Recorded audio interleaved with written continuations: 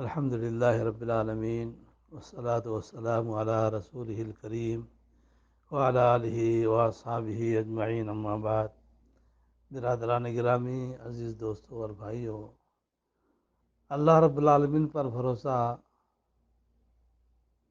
اس پر کامل اعتماد کی ساتھ پیغمبرانہ مثالیں میں آپ کے سامنے پیش کرنے کی سعادت حاصل کر رہا ہوں کہ پیغمبروں نے اللہ رب العالمین پر کیسے بھروسہ کیا تھا، ان کا ایمان اللہ پر توکل کا کتنا مضبوط تھا۔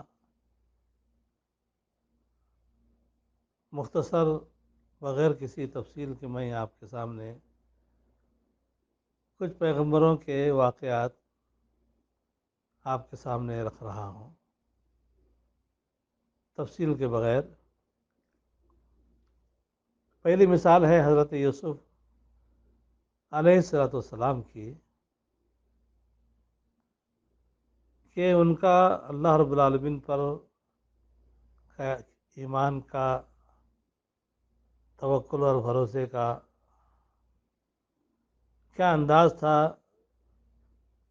کیسے وہ اس اونچے پہاڑ پر پہنچے ہوئے تھے، پہاڑ کی چوٹی پر پہنچے ہوئے تھے توکل اور بھروسے کی۔ ملاحظہ کیجئے کہ جب اللہ عز و جل نے اپنے پیارے یوسف کو جیل سے نکالا تو اس لمحے آسمان سے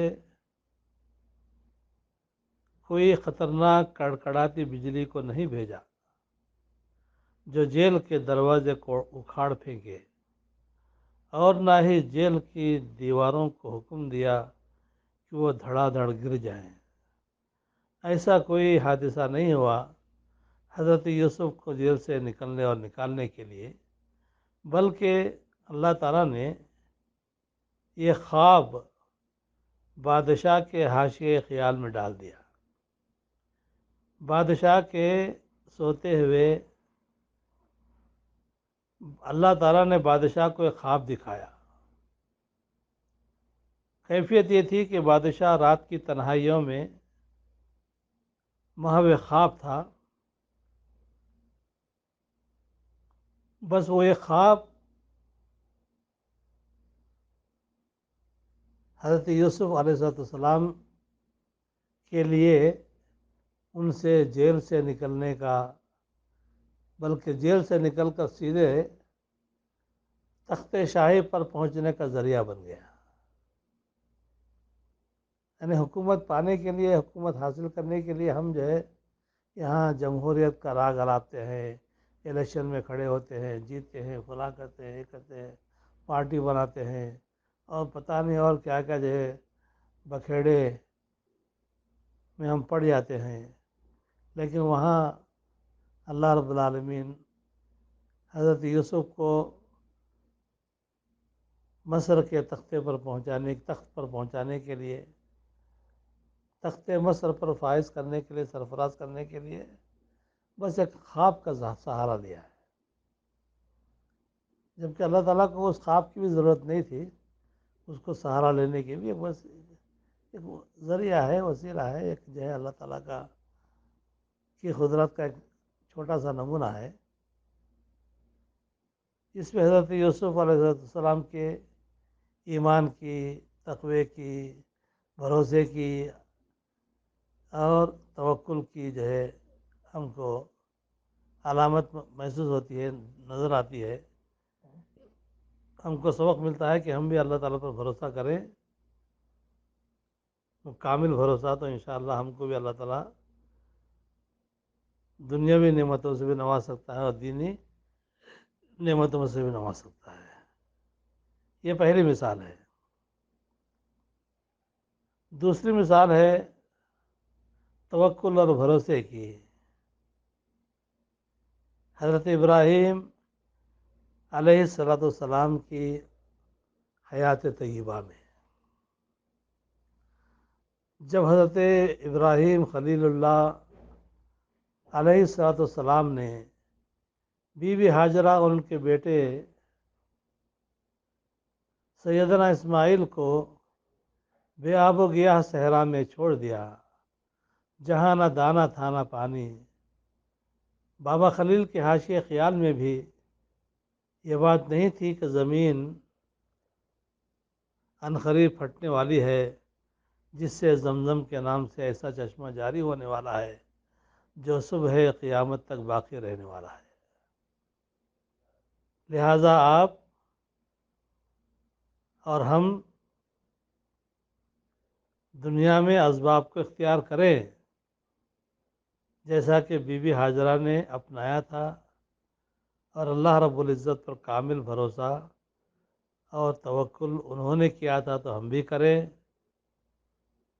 توکل ایسا جیسا کہ بابا خلیل نے اللہ پر توکل رکھا تھا، اور صدق دل سے رب سے بھیک مانگیں کہ لوگوں کے دلوں کو پھیر دے، جیسا کہ بابا خلیل نے اللہ رب العالمین سے دعا کی تھی کہ فجعل افئدۃ من الناس تہوی الیہم، کہ پروردگار لوگوں کے دلوں کو ان کی طرف پھیر دے،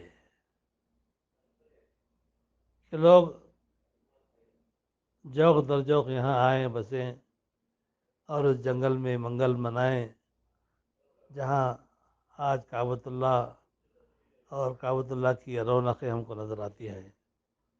یہ دوسری مثال ہے اللہ رب العالمین پر توکل اور بھروسے کی۔ اس مثال پر ہم غور کریں اور اپنے ایمان کو بڑھائیں، اللہ پر توکل دل میں پیدا کریں۔